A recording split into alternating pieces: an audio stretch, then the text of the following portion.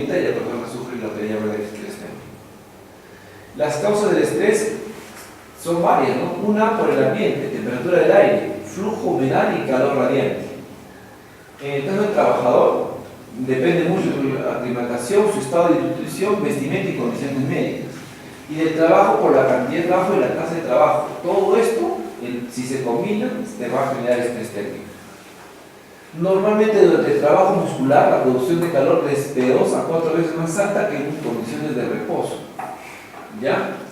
Ahora, durante un trabajo muscular muy duro, la producción es de 8 hasta 20 veces más alta que del calor que se produce durante el reposo.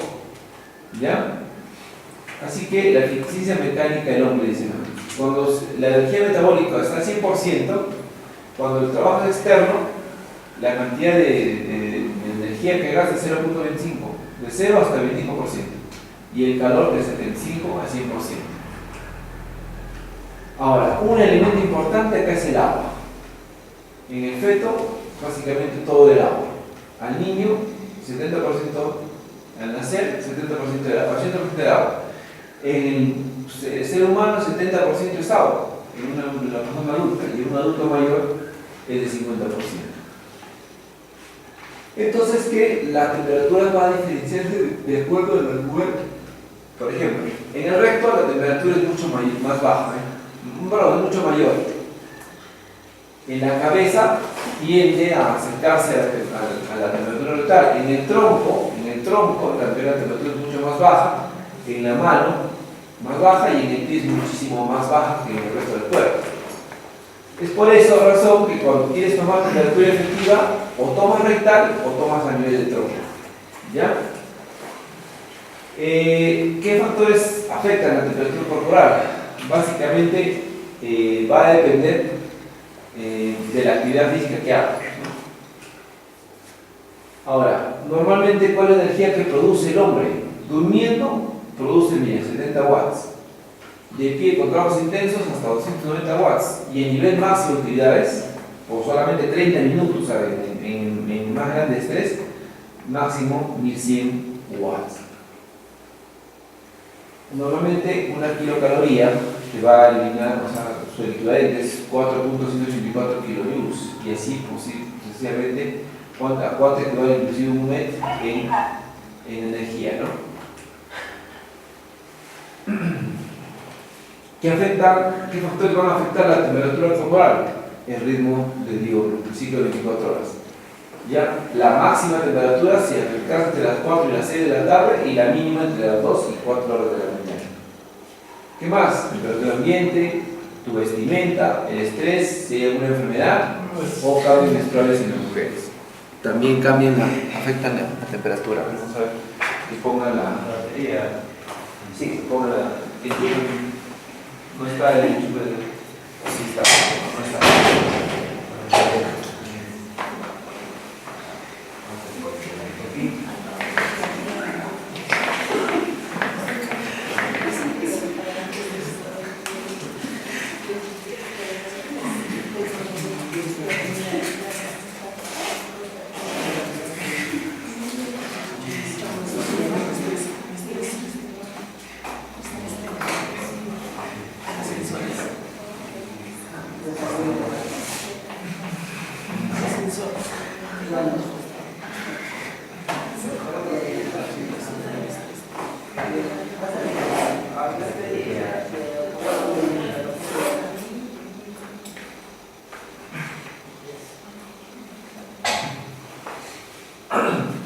Las temperaturas incluso se va a afectar en cambios menstruales en las mujeres.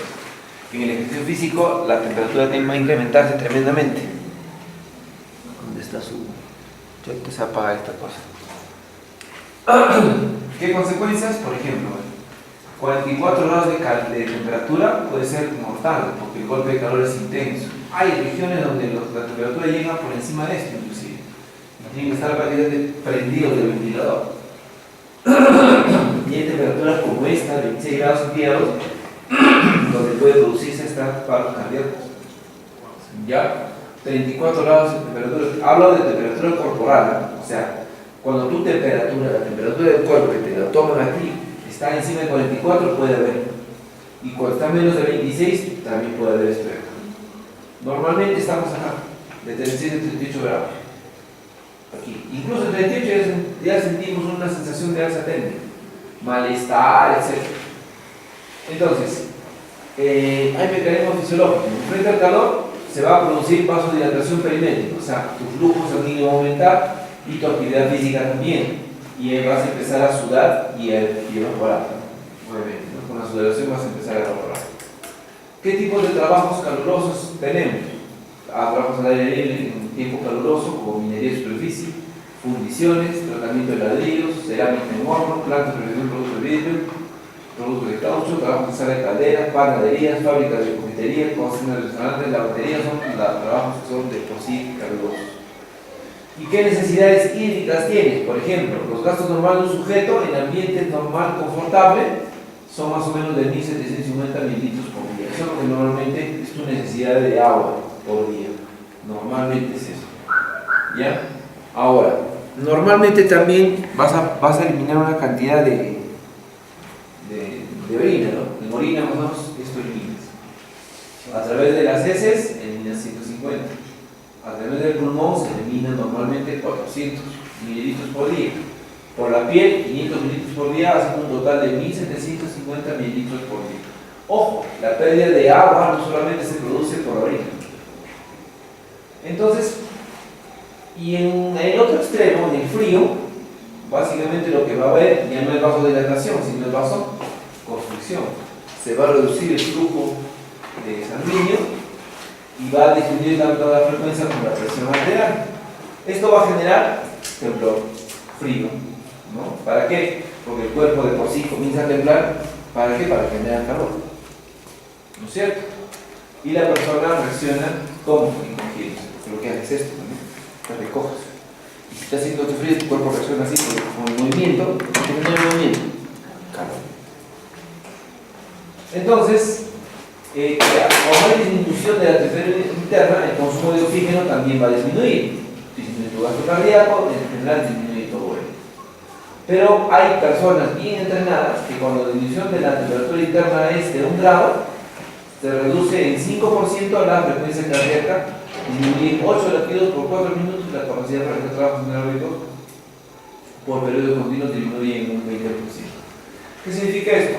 Esto es lo que utilizan o lo que hacen los deportistas, ¿no? Un deportista o un maratonista de por sí es radicálico.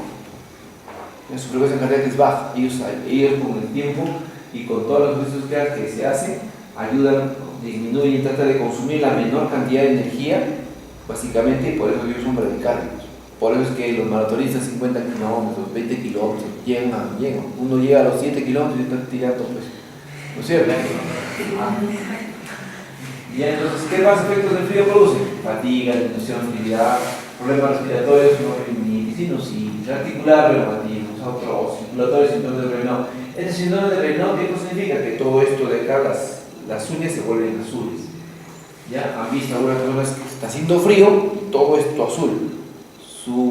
Los labios dejaron de ser rojitos, rosados, y no comienzan a tener un rojo vinoso. ¿Ya? Eso se llama síndrome de Raynaud. ¿Ya? Entonces hay aparatos que van a medir el estrés térmico, que van a utilizar estos son los termómetros, ¿no? Estas que van a evaluar la temperatura absoluta en grados Kelvin, grados Celsius, que se utilizan normalmente para evaluar la temperatura del ser humano del cuerpo interno, y los Fahrenheit, ¿no? Que evalúan temperatura mental.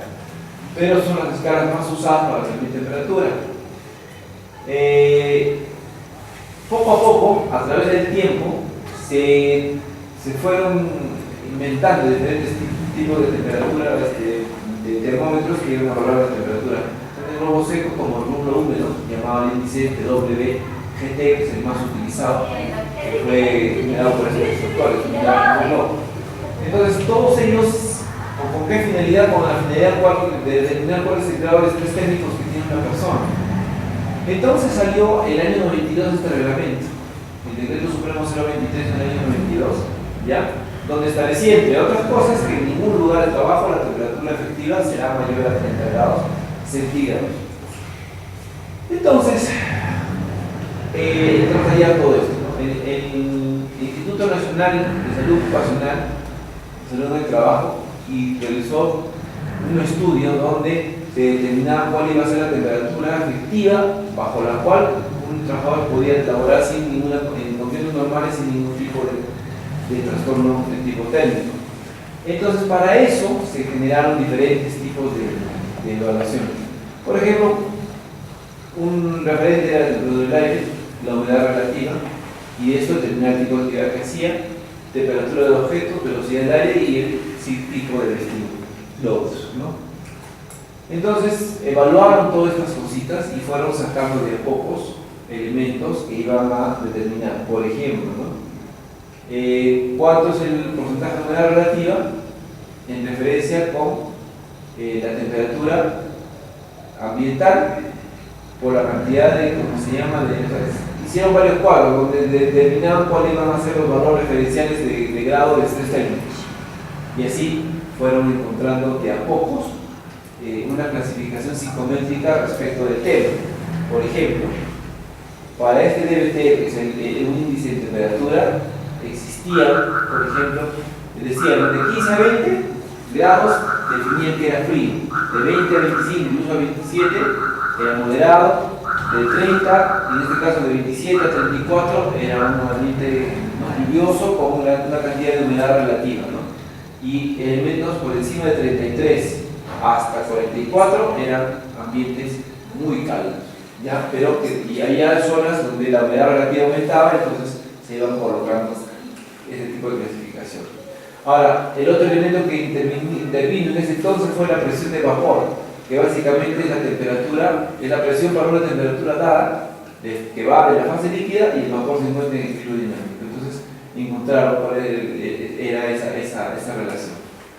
Entonces, otro elemento también que tuvo mucho que ver fue el punto de rocío, que es la temperatura en la cual se empieza a condensar el vapor de agua contenido en el aire, ¿no? Produciendo el famoso rocío, también la neblina. Entonces, aplicaron una fórmula para saber exactamente cuál era esa temperatura. La humedad relativa era importante, ¿por qué? Porque determinaba la relación entre la temperatura del húmedo y la temperatura del bulbo seco en un termómetro para evaluar para evaluar el grado de estrés térmico. Entonces, la humedad relativa y la temperatura tenían mucho que ver respecto de cuál iba a ser o cuál tenía mayor riesgo, mayor peligro. Entonces, aquello que era menor riesgo estaba acá, tenía precaución a este nivel y mayor riesgo era acá. De manera que una temperatura más o menos de 80 grados Fahrenheit, que se traduce en 26.7 grados centígrados hasta los 29.4, ya con una humedad relativa de hasta el 40% no tenía ningún problema.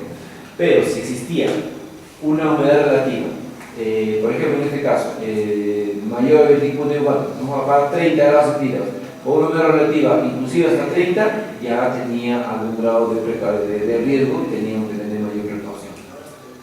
Entonces, relacionaron la humedad relativa y el confort y determinaron que mientras más humedad haya, el confort es menor.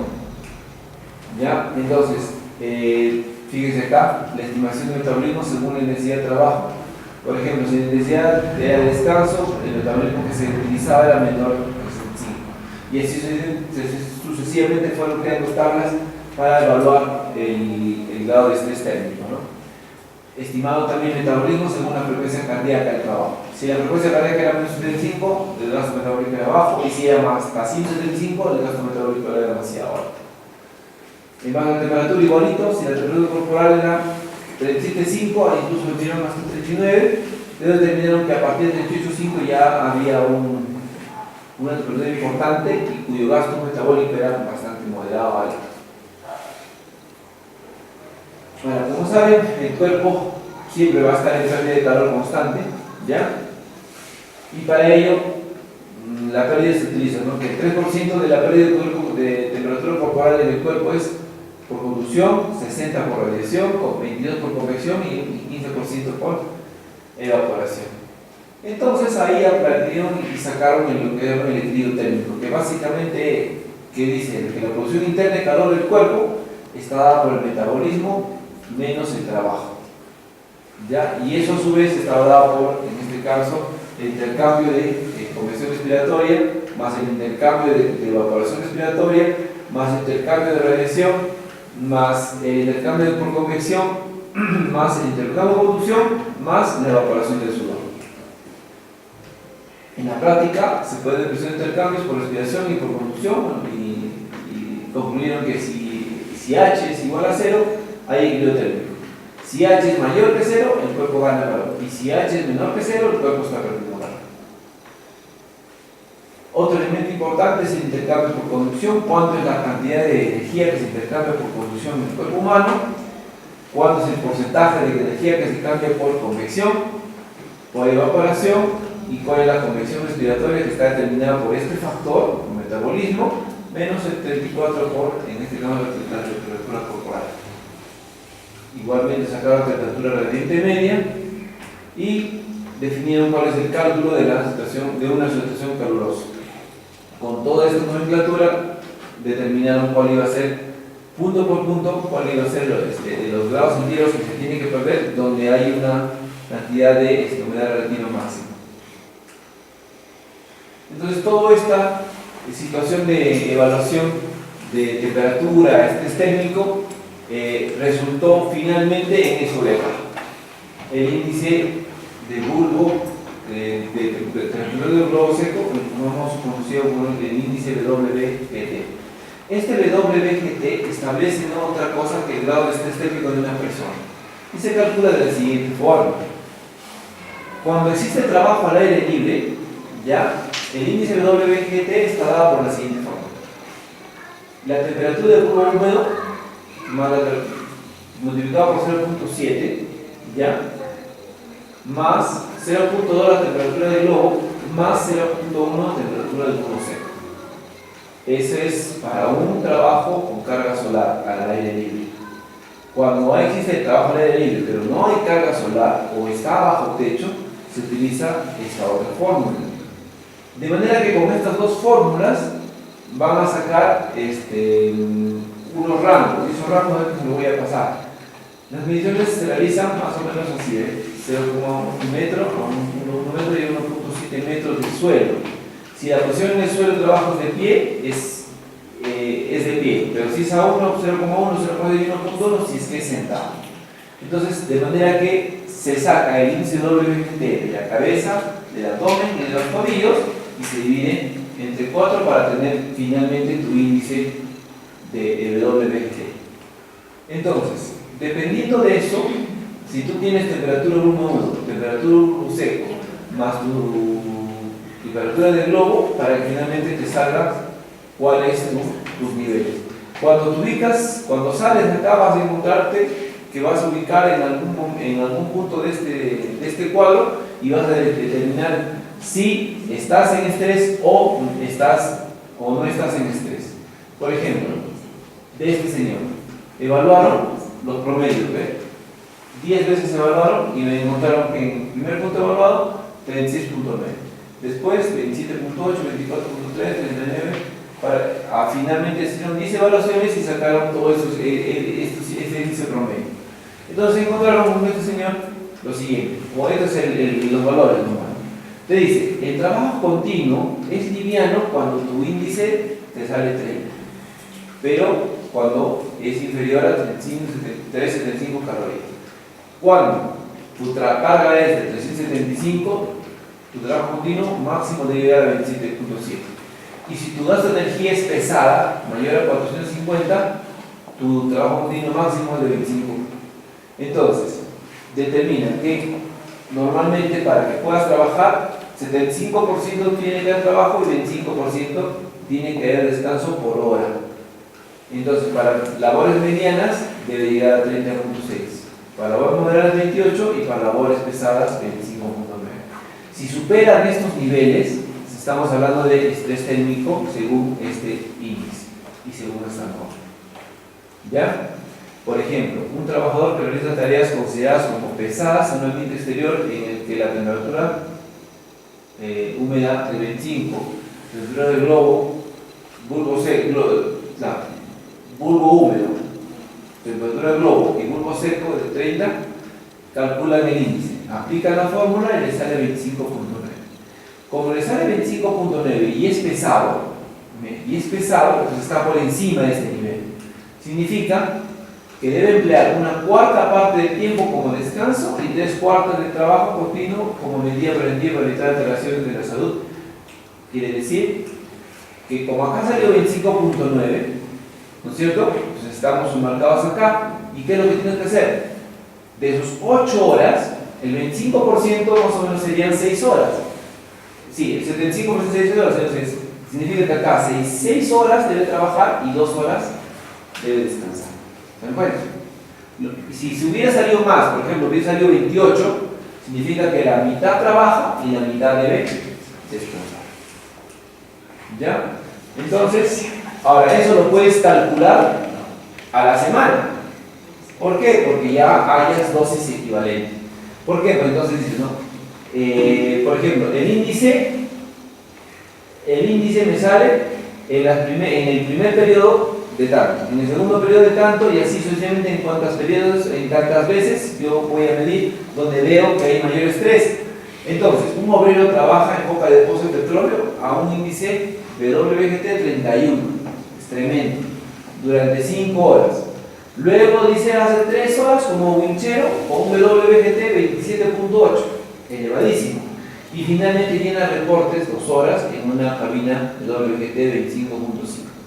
¿Cuál es la dosis equivalente? Aplicamos esta fórmula y vamos a encontrar que hay unos valores que tenemos que tener.